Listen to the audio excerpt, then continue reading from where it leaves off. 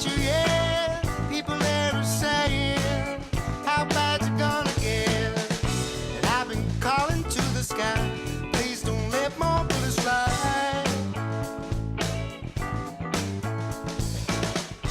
Have you heard the talk of the cities and the towns? There's a fear from the inside and the coil all around.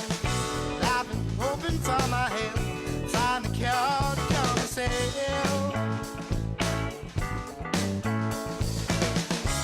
In these times of struggle, you can hear. Hello, dedicated critical thinkers. Thank you for joining us on this fine November evening, Sunday, November 9th, 2014 to be exact. I'd like to also say thank you to Vermont Community Access Media, or VCAM, for giving me the continuing opportunity to express my viewpoints and discuss meaningful issues that the profit-driven media has neither the integrity or courage to touch. Remember, if the media you are entranced by has commercial advertisements, they can never utter anything that those sponsors won't approve of. And imagine this, what if the needs of people are actually at odds with the needs of business? What if processing our life support system away as fast as possible so a few rich people can get a third yacht or a 10th Ferrari or another corporatist politician in their bed doesn't turn out to be a good idea? What then? There's no reset button on a fried planet. To be able to really grasp some of these obvious truths, we need intellectual self-defense.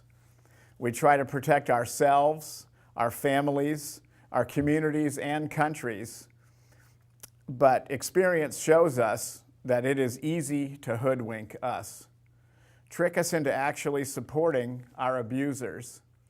Just imagine if we, from first grade on, were taught about propaganda and misinformation. If we learned the skills necessary to differentiate between the helpful, empowering language of community building and the greedy, self-serving myths necessary for corporate domination. We sometimes seem isolated from the craziness here in beautiful Vermont, but like island dwellers in a world of climate catastrophe, there really is nowhere to run and nowhere to hide. Here are just a few examples of some craziness provided by the Republican Party of Vermont, the local hallucinati. They had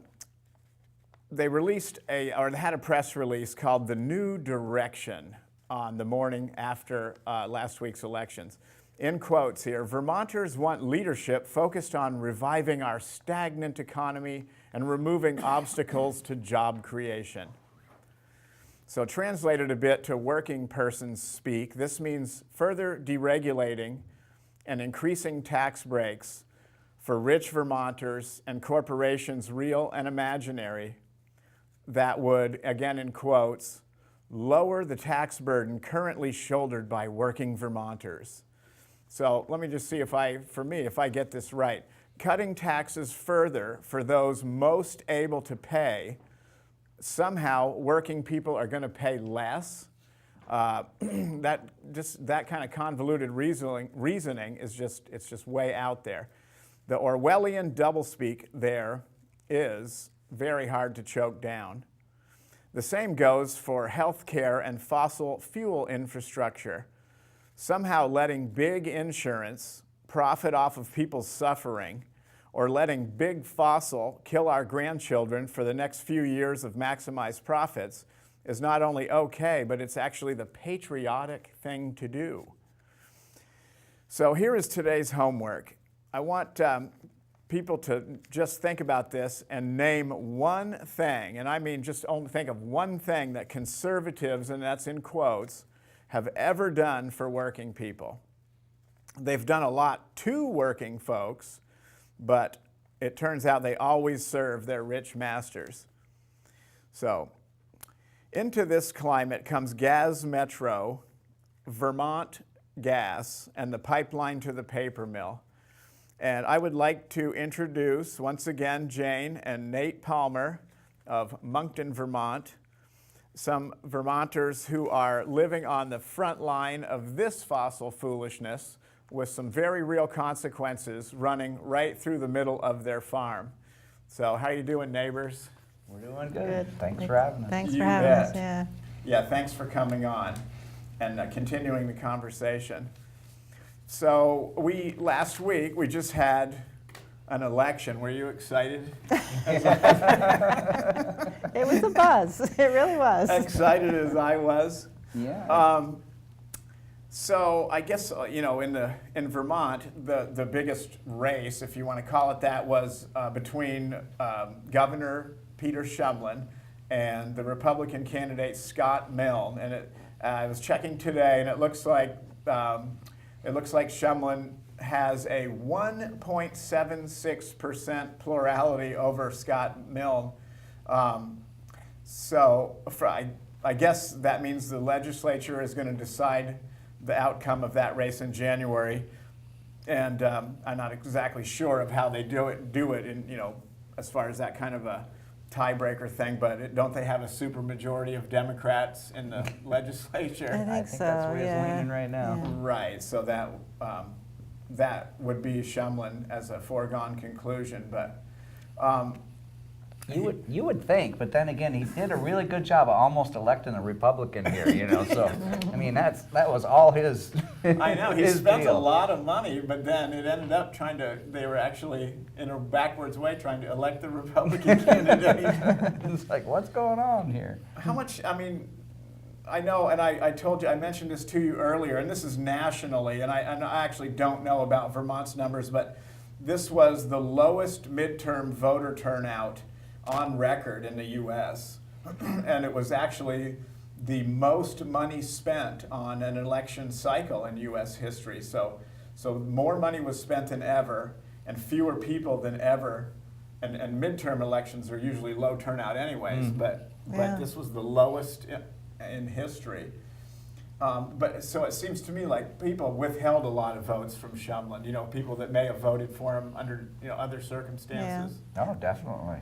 It's like there was a lot of people who were unhappy with the way he's leading our state. I think a lot of people were, or at least I was, looking for a candidate that would really stand up for climate justice. And there wasn't one, except Emily Payton. And she's the only one that's really spoke out against the pipeline. And I think it wasn't a clear choice for a lot of people, so maybe they just figured, what the heck, there's not a real good choice, so why bother?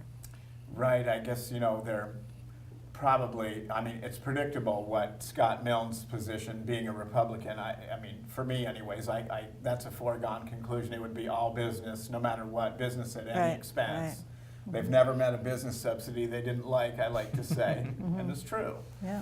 But as far as Shumlin, with some of the talk and some of the rhetoric, especially a couple of years ago about climate change, and some of his stances were at least sort of on target. And now there's just virtually nothing said except they express their strong support for the pipeline over and over again. Yeah, I know, it's amazing. You listen to some of his speeches over the last couple of years and you think, wow, that's the governor I want. And then you realize that is our governor, He can sit here and give you a good speech and then sit there and back the pipeline at the same time, You just wonder, what is going on, Is this guy really that far out there, or? Right, or is we're there a talking hidden about agenda oil, here? Or it's tar sands oil. We're not talking about the bridge fuel that is methane gas. Yeah. So let's talk about your guys, your farm in Monkton in particular. I know there hasn't been any real big changes in what's happening, but just to catch people up a little bit, you guys have a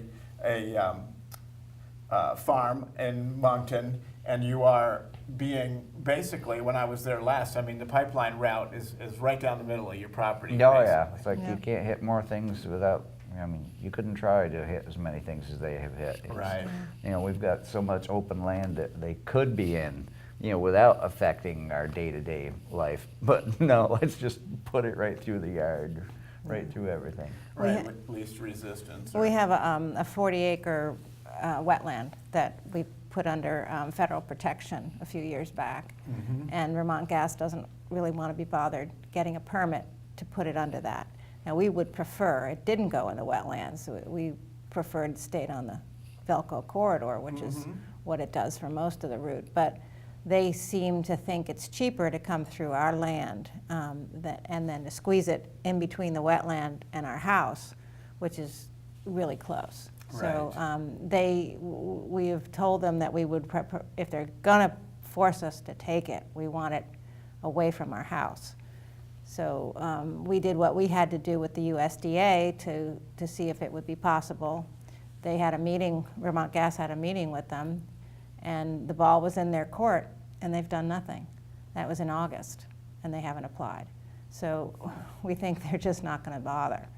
You know, that they can get away with that? They get away with everything they want to get away Right. with. Everything they want to do, the Department of Public Service backs them up, and then the board just okays it. Right, and then they would have whatever assistance it takes, like they don't have enough lawyers and whatnot, but they would get a waiver or just some sort of or just ignore it completely, and if nobody brings it up, then it's a done deal. Well, the next step, I guess, I mean, they've talked to us about eminent domain, and we've said, we're happy to keep negotiating, but you need to, consider what, it has to be a negotiation, a negotiation isn't just one party, putting their wants, and us getting nothing. No, it's give and take. Right. A little Right. bit, Well, at least a it few is. times. It is. You give and they'll take. It's a pretty easy setup. Right. Yeah. It's amazing the number of other landowners that are still having problems with them. That they said it's unbelievable. You tell them what your concerns are. They say, okay, we'll address these, and they come back and they give you the same offer and don't bother to address any of the things that you talked to them and said, I have a concern about this. It's like you would think if there's an actual negotiation, they'd go and address some of those concerns and maybe bring back a different number to help you, adjust to some of these issues. But like Phil Bellevue in St. George, it's like they've offered him about $10,000. 2 years ago. They offered him $10,000 18 months ago. They offered him $10,000 10 days ago. Right, regardless of what but this has is been- supposed to be a negotiation, It's like, They're definitely in the driver's seat there. It sort of reminds me of the rubber stamp that the Public Service Board is. It's basically just a big old rubber stamp. yeah. No matter what you say to them, no matter how they represent themselves as some sort of a public service board, I guess. Yeah, well, that's Yeah. their title, but It turns out a public service is just exactly what the largest business around wants. Is Yeah. in the public's best interest, their needs. I know there was some discussion about whether they were going to trench right through your property or whether they're going to do the expense of doing the directional boring process and drill and install the pipeline beneath you. well, they wanted to trench. I mean, that was the whole reason why they wanted to go on our farm, because to go down Cost through the reduction. Velco corridor, there was an area there that was archaeologically sensitive, so they're going to have to bore there. So that was the whole idea coming on our farm. It's like, why bore down through the Velco corridor when we can just ditch to this other farm next to them Right. with an open trench and save ourselves $500,000. Of course, in the whole technical hearings, we put on enough of a display of what our concerns were that the board said, okay, if you're going to go through the Palmer's property, you got to HDD it, which kind of threw Vermont Gas for a little curveball. I think they. Because they're not saving any money. No, right I don't now. see how. It's like Well, you they bore say here, they you are. bore there. They say they are. They're Right. still cheaper to go through us, which. And, the reasons they want to go through, it's like if they would actually tell you, what the real problem is, and you could feel like you were being told something truthfully, you'd feel a lot better about it. But, when they tell you, well, we can't go down through the Velco corridor because there's a guy wire in the way, and you go, what? There's a guy wire on a telephone pole in your way, so you have to trench through my property? like and then they said, Hundreds and hundreds of yards. well, Yeah. there's a deep ravine over there. And it's like, really? A deep ravine? The It's grounding like, grid too, don't oh, forget that. Yeah, there's a grounding grid. we It's might like, short what's a circuit grounding here or grid? something. So they had a series of different reasons why they couldn't. And the Velcro But they changed, Well, corridor, yeah, they throw them out Yeah. whenever. It's like, well, Right. I mean, they're it's like, the deep ravine. What's that word? Chimeras or chimeras or whatever it shape shifts into Yeah. is what it it is for Yeah. the day. Yeah. You wonder, it's like, wouldn't you want to practice on that deep ravine before you get to Lake Champlain? I mean, that's nothing more than a deep Right, ravine. as far as the Yeah. directional Like, hey, boring come goes. on. Right, Yeah. right. And they do need practice. I know the contractor basically has very little experience. I noticed they were across the street from our little business where there is I call it nicely, a land tumor being constructed. They, with nice little golden arches on it probably. Well, that's what the HDD is for. That's the lance for the tumor. Right, exactly. I'm popping a boil. Yeah, we're going to let a little bad But stuff out I here. think I believe they had that equipment over there, and ECI, who was the contractor, was getting some experience, and it turned out to be, it looked like a big, like 12-inch or so, maybe 10, but a waterline sleeve that ended up heading down towards a well that's right in the wetland by the river for some reason. But they ran it quite a ways. Yeah, it was probably a test bore. I mean, they did buy Yeah. a new machine for this job, so you And got you to gotta- try it somewhere, Right. And I'm sure the owners of the land tumor would not mind if they played on there as long as they didn't charge them for it. 'Cause that would be expensive to run a water line. Yeah. But well, I mean, it depends on which day you talk to Vermont Gas. One day HDD is expensive, another day it saves them money. So you just got to hit them. If you listen to them enough, eventually you'll hear what you want to hear. what is I that? think Right, that's because what they're- it's like scattershot. Yeah. It's like firing a shotgun, Throw it just out there. language and technical jargon and bullshit. It's like they tell you that they've never used eminent domain, and we just read some statistics tonight that since 1965 they've seized 42 properties using eminent domain. Yet they will You tell mean you. Vermont Gas? Yeah, Vermont Gas has. But Yet, that means zero in their Yeah. in Yeah. their Zero. math. 42 equals 0, yeah. Yeah. Jeez, no wonder I got bad grades. in mathematics. Well, we call it gas math because it's a little fuzzy. yeah, when you Gas math. went to school, 1 and 1 had to add up with 2, but not in gas math. It's Right. totally different. Right. Yeah. It's amazing how Don Gilbert can go in there and testify that it doesn't matter how much this project's going to cost because there's such huge savings. It always makes sense. Really, there's never a point where it doesn't make money. No, there's no break-even points. There's no, diminishing returns. Nothing like comes that. right out of the door, breaking even. Making Yeah. money. Right. Well, your Until path- you look at their spreadsheet and go, wow, why is this What are running all in the these red red for numbers? 19 Yeah. years? Right, but he is right in one sense that there is a lot of, fracked methane gas out there that needs to get pumped and piped and burned for them Yeah. to make money. The corporate masters. Yeah. Well, you got to So- have the pipeline because if you don't have the pipeline, you don't have the meter, and then you can't justify sticking it to everybody. Right. So.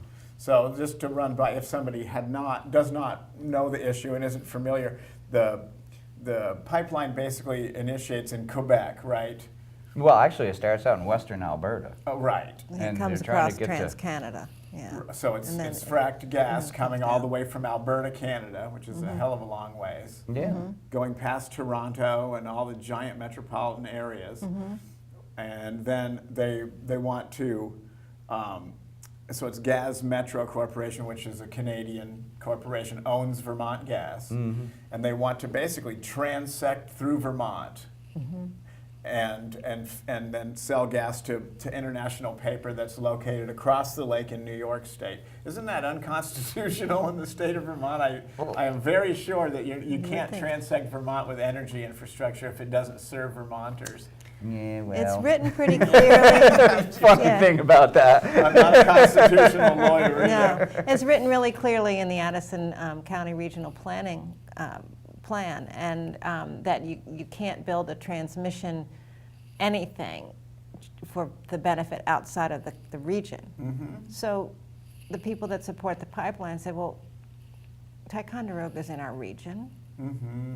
So they approved it. Yeah, That was a narrow approval, and they pulled some really slimy tricks to get that approved through the Addison County Regional Planning Commission, but they got the approval, and that's all that seems to matter. It's just a matter of one There's step, just so two much step. money flying around, and then the influence and stuff that comes along with that.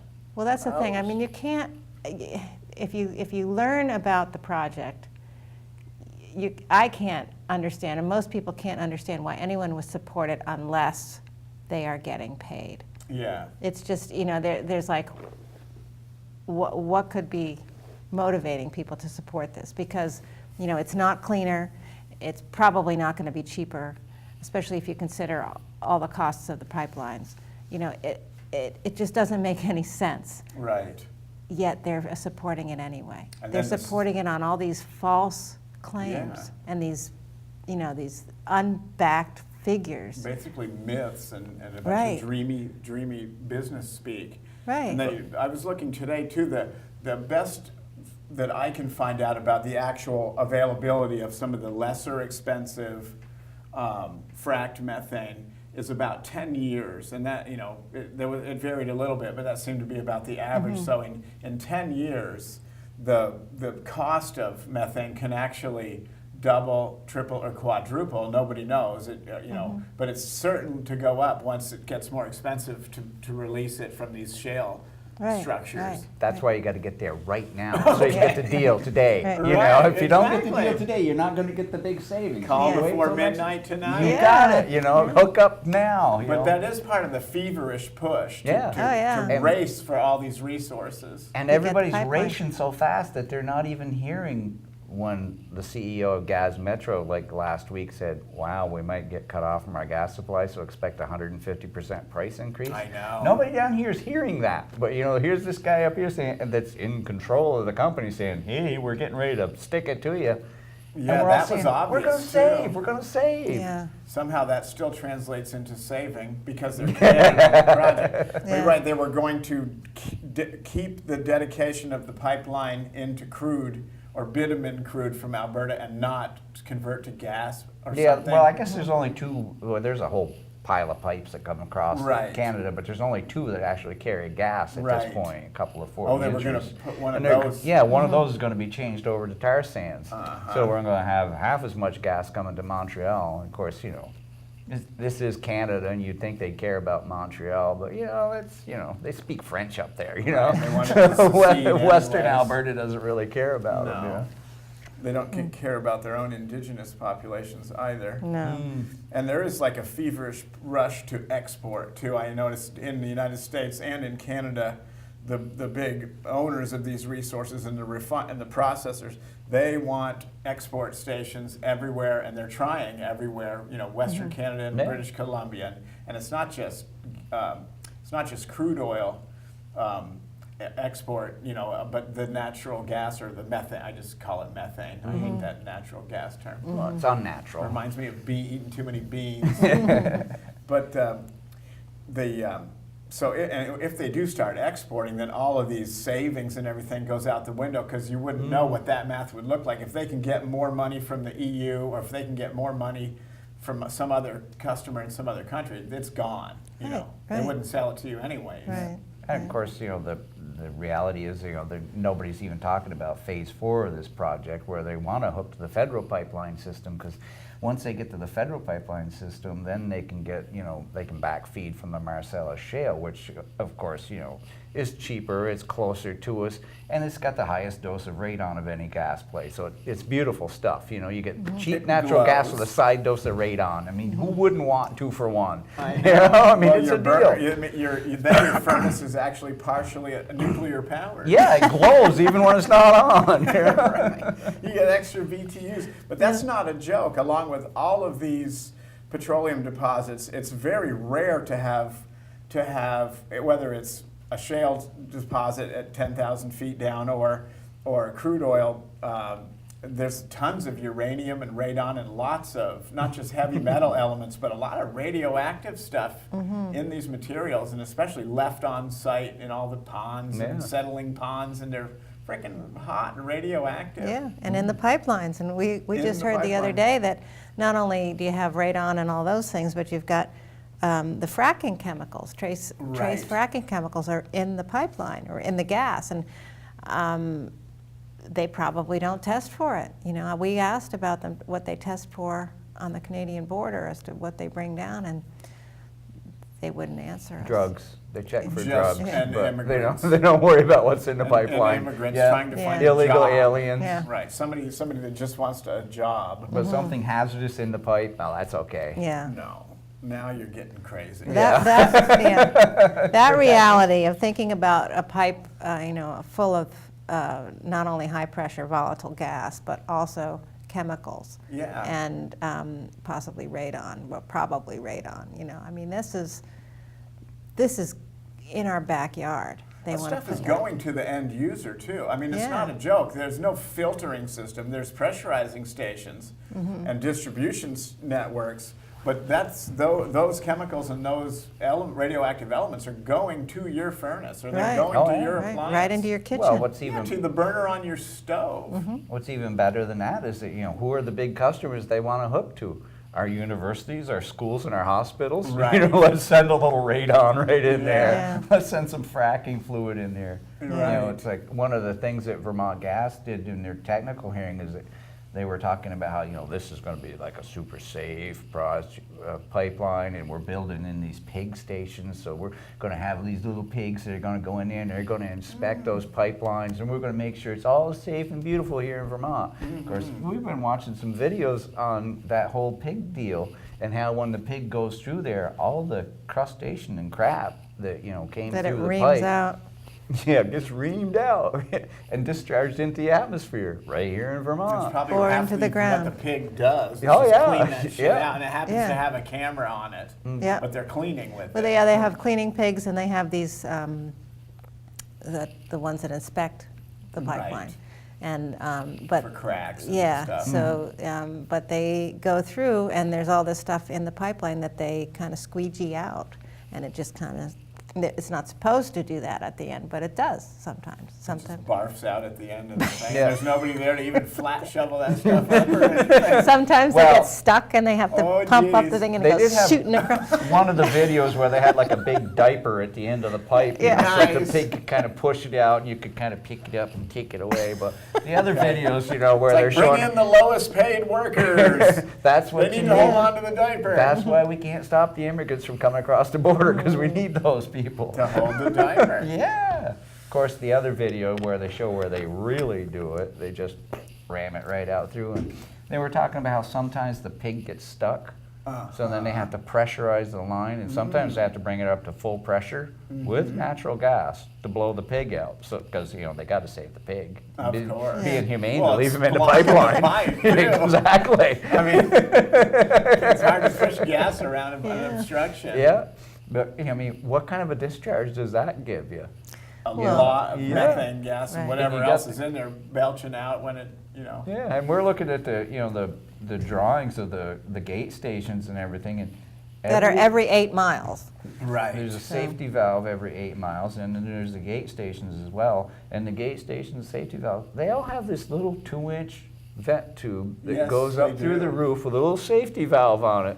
So every one of those bad boys has got the potential for a discharge. I mean, they didn't I think just. it does. It routinely discharges. Yeah. And there's a check valve on that. Yeah, you got to make sure the check valve works. So every now and then you got to crack that bad boy. But they're venting it. I think that has to do with pressure regulation and moderation, and also with like ambient temperature. That gas is very Changes, volatile, and the density of it changes, and that you have to be able to let excess pressure off. So and they do it all the time. Yeah. If you sat there with a device to measure the gas, you would see it farting out of all of those stations. Yeah. Which is one of the reasons why it's not clean, because so much raw methane and extra chemicals is just vented directly into the atmosphere. Exactly. But you see, that's the thing that everybody's worried about is unaccountable gas leaks from cracks and everything. See, this is all accountable, so it's okay. We Yeah. know we're going to discharge this gas, so it's okay to blow it off every now and then. It's like, wait a minute, who comes up with this story? I don't think they really care. I mean, all that stuff is just the spin. It's They just damn hype. well know, and they also know that it's a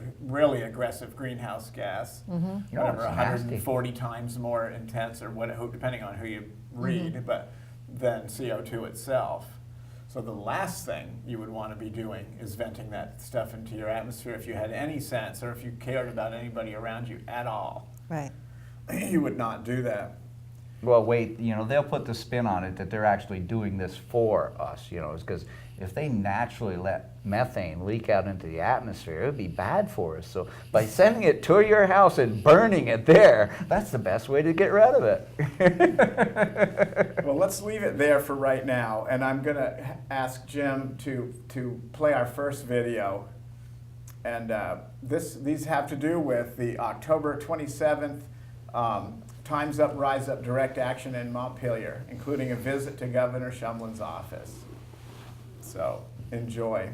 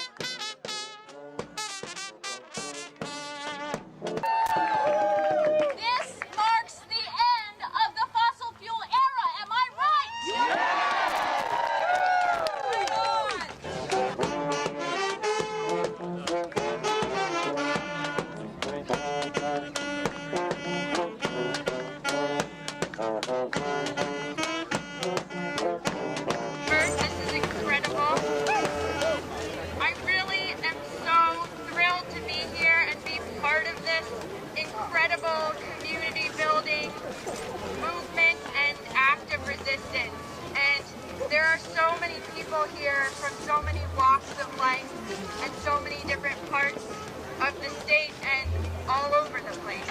There's folks indigenous to this land here, there's elders, there's babies, there's children, there's child care providers who will be... Hello, this is Maeve from 350 Vermont.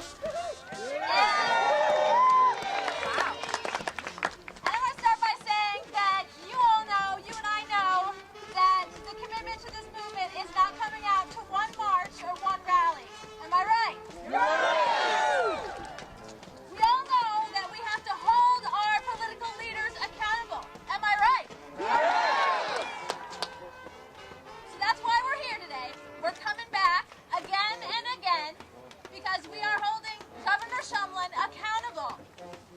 He has supported the Fracked gas pipeline.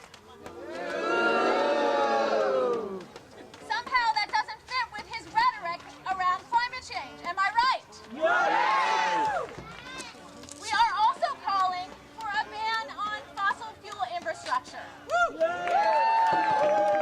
This marks the end of the fossil fuel era. Am I right? Yes!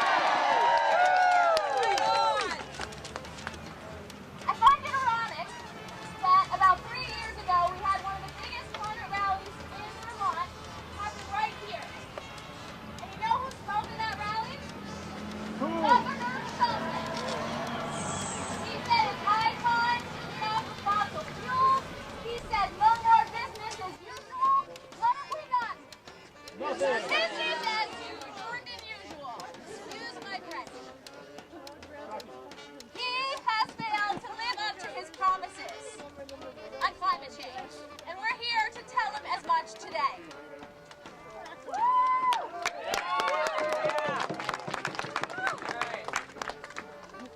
We know, too, that to communicate the urgency of this crisis, we have to take more courageous and more bold steps. Am I right? Yeah! And I know there are a lot of people here today that are willing to take that step, that have not taken that step before, and I want to give a big round of applause to those people right now.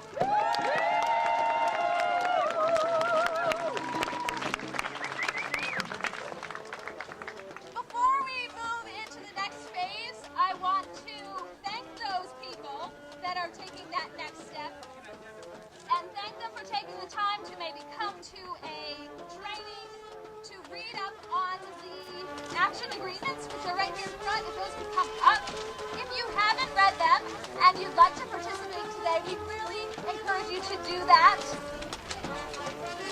because we all come together in a sentiment that we are committed to nonviolence, we are committed to dignity, we're committed to our own accountability and respect.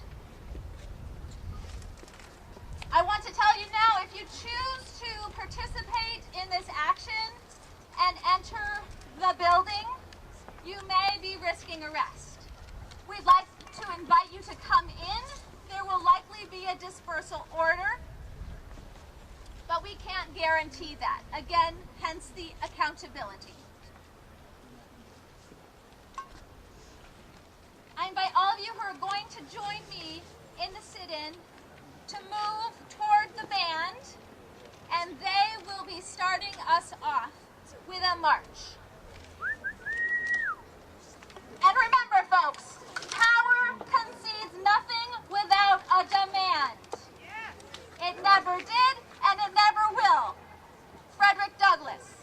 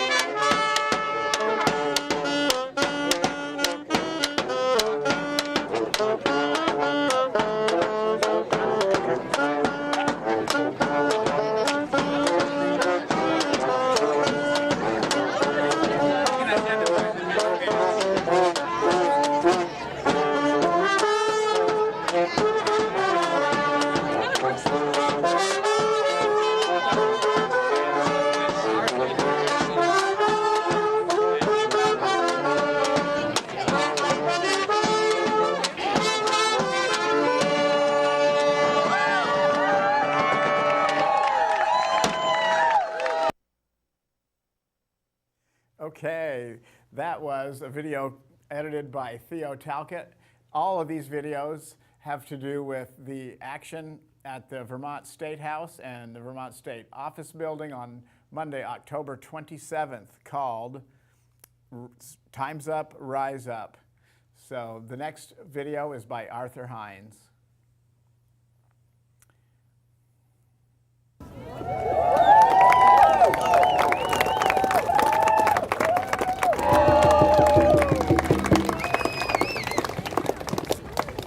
We know, too, that to communicate the urgency of this crisis, we have to take more courageous and more bold steps. Am I right? Yes! And I know there are a lot of people here today that are willing to take that step, that have not taken that step before, and I want to give a big round of applause to those people right now.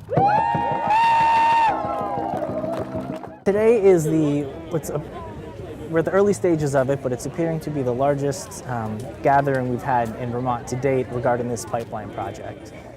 Vermonters are of all walks of life, from a wide variety of perspectives, who oppose this project, are here for two reasons. One, to call on Governor Shumlin to withdraw his support for the pipeline project, and two, to call on the governor to support a ban on new fossil fuel infrastructure.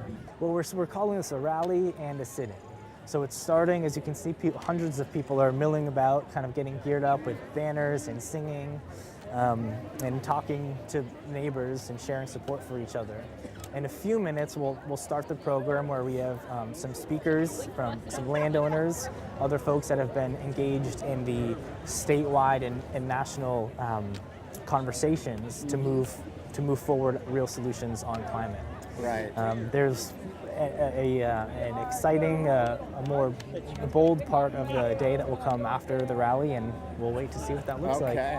And remember, folks, power concedes nothing without a demand. It never did, and it never will. Frederick Douglass.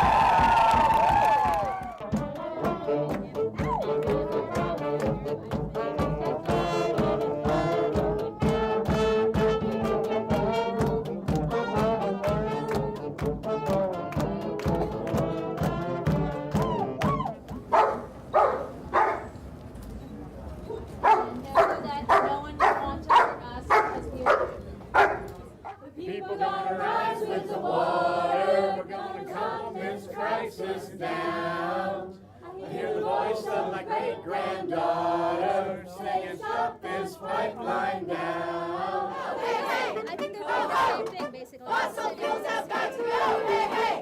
Ho, ho! Fossil fuels have got to go! Hey, hey! Ho, ho! Fossil fuels have got to go! Hey, hey! Ho, ho! Fossil fuels have got to go! Hey, hey! No more pipeline, we shall not be moved like a tree that's standing by the water. We shall not be moved.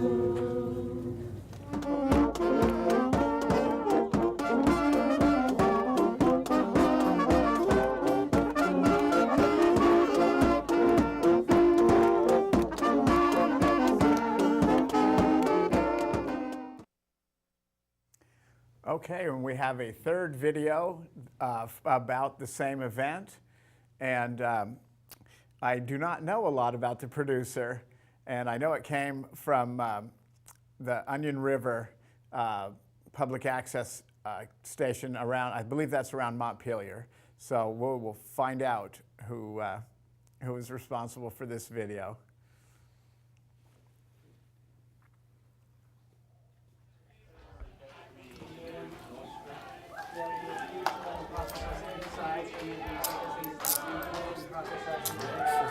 Those aren't too tight on your anything?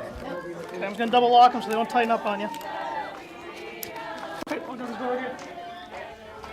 Downstairs first, then upstairs. We all know that we have to hold our political leaders accountable. Am I right? Yeah! So that's why we're here today. We're coming back again and again because we are holding Governor Shumlin accountable. He has supported the Fracked gas pipeline. Somehow that doesn't fit with his rhetoric around climate change. Am I right? Yes! Now, if you choose to participate in this action and enter the building, you may be risking arrest. We'd like to invite you to come in. There will likely be a dispersal order, but we can't guarantee that. Again, hence the accountability. I invite all of you who are going to join me in the sit-in to move toward the band, and they will be starting us off with a march. And remember, folks, power concedes nothing without a demand. It never did, and it never will. Frederick Douglass.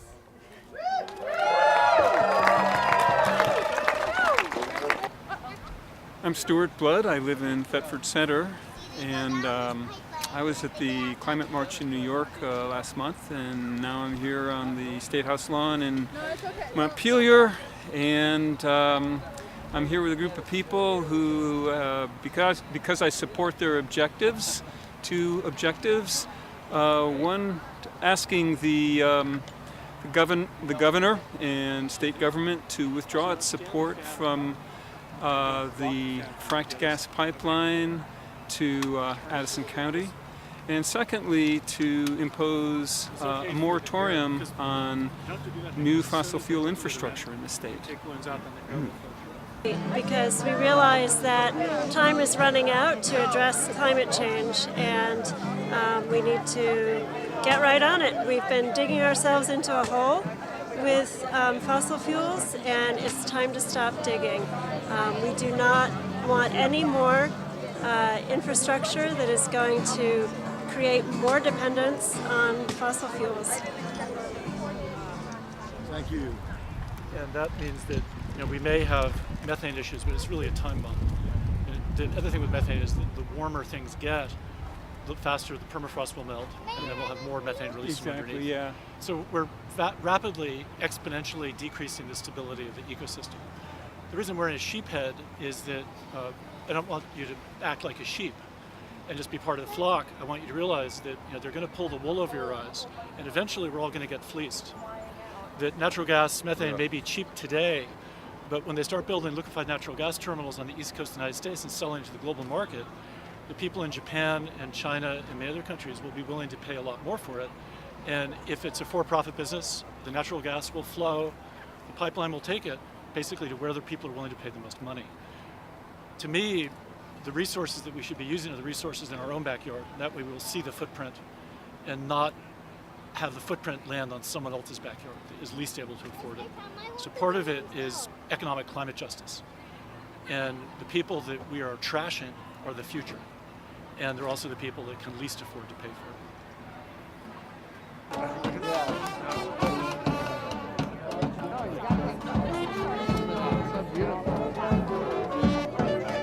Your hand over your heart. Yes, I pledge allegiance to a new world of cooperation and love. We don't need no stinking fossil fuels. We can live without them. Much better. Exactly. We demand a better world. Unfortunately not.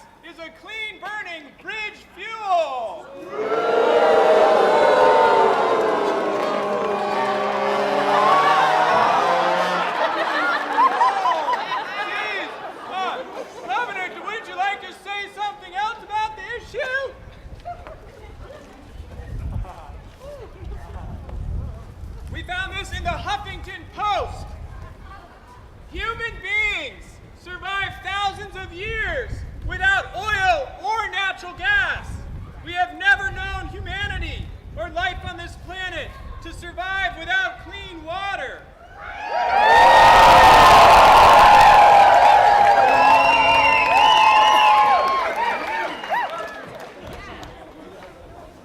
So, Governor Shumlin, what do you think about all this stuff going on here this afternoon?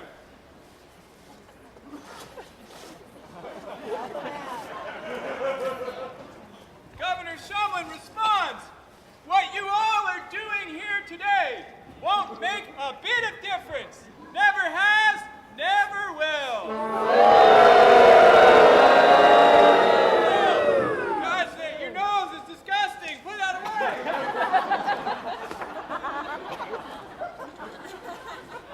When you make the bold initiative to move from fossil fuels to other ways of powering the future, we have a more livable planet.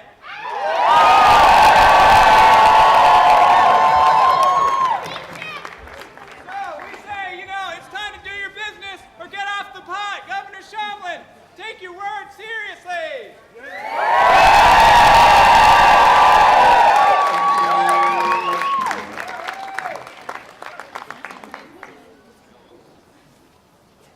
Wow, amazing. I'm so glad he came out today. The current Secretary of State that we have is the former communications and manager for Vermont Gas and a former lobbyist for Vermont Gas.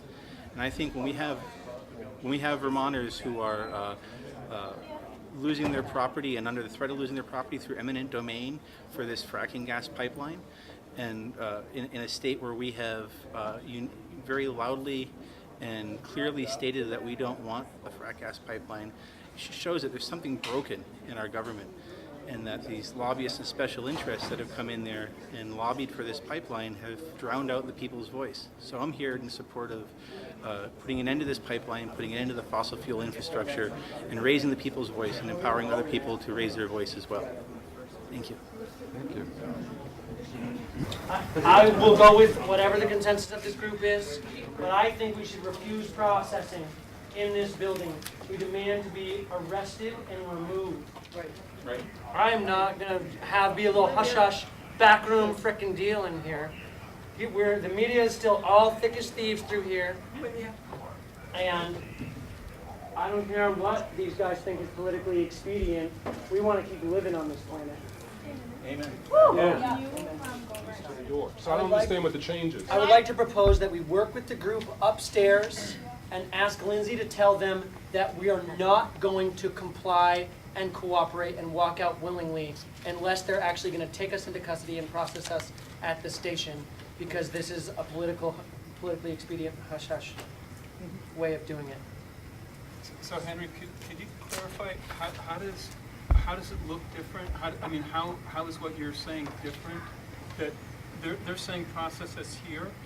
Yeah, they're talking about giving us tickets, looking at your ID, giving you a ticket, and a date to appear. In a lot of ways, this is way better for us. It's super convenient. It's going to happen really way faster. And I'm not saying there's some sort of moral or ethical thing that's wrong with it, except that, it's really expedient for Shumlin to not have those pictures. A picture's worth 1,000 words, right? People being let out the door arrested. No, we're going to be released into the arms of our buddies by the cops, not arrested and put in police cars and carted out of here. So what does non-compliance look like? Well, we would just say, we would basically threaten that we are not going to get up and walk with them, that we're going to make them carry us unless they agree to arrest. And then they'll say, I think that they're going to say, okay, we'll take you to the police station. We don't have to, we can begin a negotiation with them and see what we can get out of it. It's not going to actually require any of us to necessarily do anything specific. But I think, or we could just start maybe without the threat and say, no, we're not going to do that. You're going to arrest us and take us to the station. Without I don't have any power. I guess what I'm struggling with is the only thing that I think what I'm hearing has changed is that some people anticipated that after there were arrests, we would be escorted out of the building to somewhere else, and that there would be this media event taking place. That's what I'm hearing some people think is the change. And I'm struggling with that because there's been media all over this place all day long. So just speaking for myself, I don't think anything that's me has changed. The act I'm here for is civil disobedience, and that happens when I'm arrested, and then I play the rest of it out with the system going forward. The only new information is that processing is occurring. And so What did you say? That processing is occurring here. I would just like to say that I totally agree with what you just said, and I've calmed down a little bit. Sorry about spiking it with too much emotion or whatever. I think that the inquiry here is like, we said we're not going to leave until Shumlin said he would ban fossil fuel infrastructure in Vermont and the fracked gas pipeline. And now we're being asked to leave with a ticket in our hand, and oh, well, thanks for the fine, then we'll leave, right? Well, so if we leave, I'm sorry, we'll still be arrested here. The ticket doesn't mean that we're not being arrested. It just means that we're being arrested here and we're not being brought somewhere else. So we're still only leaving because they're forcibly moving us or threatening us with arrest. That hasn't changed the plan because it's processing here. We'll still be Yes, they are arresting us. You're still technically arresting us. We'll still receive the same charges. Right? We're just not going to get, but we're going to be asked to sort of leave. It's just different than being removed, right? You know what I mean? Like being cuffed, put into a car by armed men. So if you really don't like the deal we're being offered of getting processed here, put your hands in the air. If you're kind of okay with it, or you don't care, or you're not sure, put them here. All right? And if you're into it and you want to get processed and get the hell out of here, put your hands down like this. Well, you can be halfway. You can be halfway. You're good. All right. It is time check 6:28. 6:28. So we were informed that we would be escorted out at 6:30. Great. Police liaison, do you have any updates for us? Sure. So the update from the state building is that at 6:30, police are going to arrive at the New State Police. I'm told that a dispersal order will be issued. So at that time, if anybody does not wish to risk arrest, you need to leave the building. At that point, the request from the state is that you walk out on your own accord. And those are the broad strokes of it. I do know that there are some people upstairs who don't have ID. If that's the case for anyone else down here, it would be good to know so I have a count of about how many people don't have ID to let the police know. Why? Exactly. I'm wondering the same thing. Okay. This is the story of a very little man with a very little job making a very modest income in any town, USA. It is also the story of a big CEO with a big corner office in a big corporation making a big fat salary in any town, USA.